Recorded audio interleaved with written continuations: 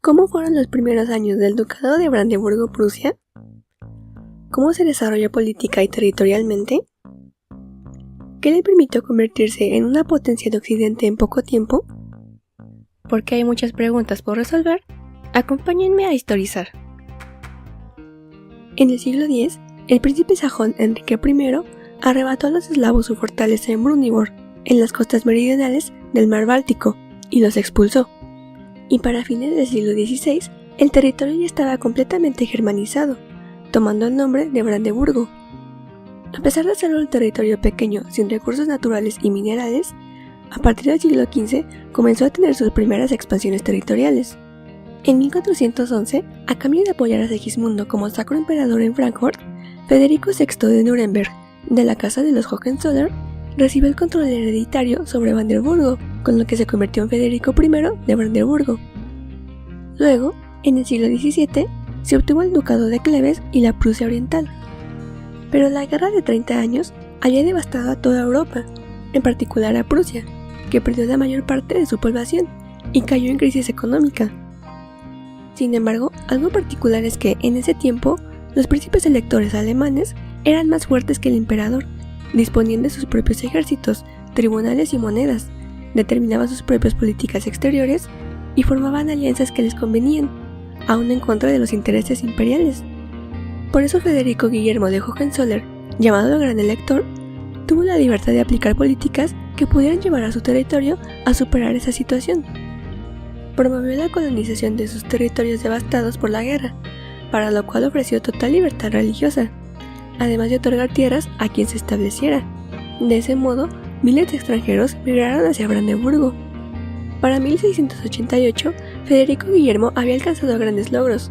Había creado su propia administración centralizada, su propio sistema fiscal, su propio ejército permanente y logró asegurar para los Hohenzollern la posesión definitiva del Ducado de Prusia. Hay algo que este joven no haga bien. Así, a inicios del siglo XVIII, crecía con fuerza el Ducado de Brandeburgo-Prusia. Después de él, su hijo, Federico I, fue el nuevo duque. Su más grande logro fue hacer que las provincias unidas de Prusia y Brandeburgo fueran reconocidas por el emperador germánico como el Reino de Prusia, a cambio del apoyo dado a Austria durante la Guerra de Sucesión Española. Federico fue coronado rey, eligió Berlín como capital de su nuevo reino y tomó el título de Federico I. El estatus de Prusia como reino había sido reconocido internacionalmente desde 1713, pero continuó siendo considerado inferior a otras monarquías más fuertes. Escucha, niño, creo que estarías más cómodo en ese lugar. ¿La choza de los pequeñines? Y el sucesor de Federico I, Federico Guillermo I, en realidad hizo muy poco por engrandecer demasiado a Prusia o aumentar su prestigio.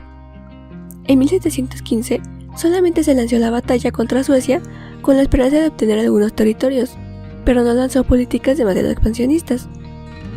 Por eso, entre las décadas de 1720 y 1730, el estado prusiano no creció de forma muy importante. Pero Guillermo sí logró sentar algunas bases que ayudarían al gran desarrollo prusiano en los años venideros. En ese siglo, la monarquía era la forma de gobierno más respetada y deseada por todas las naciones europeas. Se consideraba la más efectiva, la única manera en que las grandes naciones podían ser gobernadas. Tener una monarquía fuerte era un requisito para ser un estado poderoso. Eso era así porque, en la práctica, las naciones más fuertes la tenían, como Francia, Gran Bretaña, Austria o España, mientras que muchos de los estados más pequeños y decadentes no, como Venecia y Génova, o los cantones suizos, y las monarquías débiles estaban en países como Suecia, Polonia o las provincias holandesas, que no se destacaban mucho en el continente. Por eso, en la creciente nación prusa, se empezó a desear poseer un gobierno así. Necesito uno de esos. Entonces, Federico Guillermo comenzó a organizar totalmente los elementos centrales del gobierno. Creó una administración muy centralizada, que se acercó a ser una autocracia, donde el poder no se separaba de la figura del gobernante. Así, la propiedad, la libertad y la vida en general de sus súbditos estaban enteramente a su disposición. También deseaba poner en marcha el desarrollo económico del reino. Todos sus súbditos estaban obligados a ser trabajadores. Incluso las mujeres se vieron obligadas a trabajar en los telares. también estableció manufacturas y fomentó la industria, todo con el apoyo del poder absoluto que poseía. Y mediante medidas económicas muy rígidas, logró acumular un gran tesoro de oro y plata.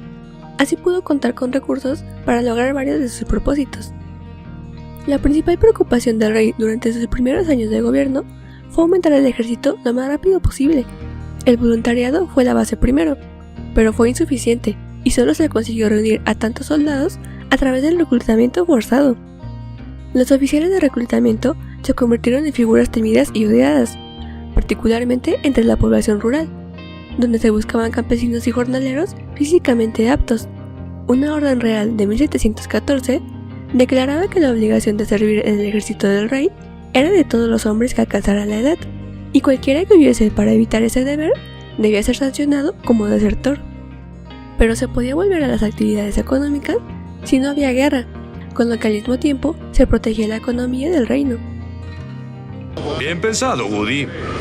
Para nombrar generales se usó a los jóvenes nobles, y para 1730 no existía una familia noble en los territorios de los Hohenzollern que no tuviera al menos a uno de sus hijos en el cuerpo de oficiales del ejército.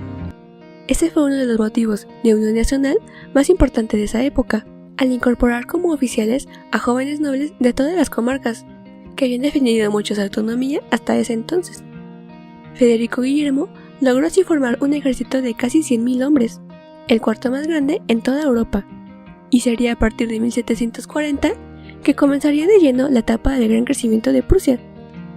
Sería su hijo, Federico II, quien se encargaría en gran parte de lograrlo.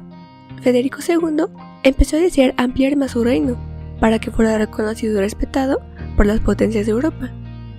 En aquel entonces, Austria era uno de los principales rivales de Prusia, pero María Teresa de Habsburgo había heredado un ejército debilitado a causa de las guerras contra los otomanos. Además, Austria tenía una difícil situación económica, y por otro lado, la política internacional parecía favorecer a Prusia. Gran Bretaña, la aliada más importante de los Habsburgo, estaba en guerra con España, y era probable que lo estuviera pronto también con Francia. Y para Gran Bretaña, su alianza con los austriacos era un recurso que podían usar para pelear contra los Borbones, y no se preocupaba demasiado por las nuevas pretensiones de conquista de Prusia, que ahora se dirigían hacia Silesia, una posesión austriaca importante, ya que de ahí el gobierno de Austria obtenía hasta la cuarta parte de sus ingresos. Era una zona ideal para lanzar una campaña, ya que no tenía fortalezas fuertes, y no había más de 2.000 soldados austriacos para defenderla. Vaya oportunidad, ¿verdad? No la puedo dejar pasar. En 1745, Prusia logró apoderarse de Silesia, con lo que comenzó a colocarse más firmemente como parte de las potencias europeas. Sin embargo, las pretensiones de Prusia y su creciente poderío provocaron la hostilidad de varios de los demás estados europeos.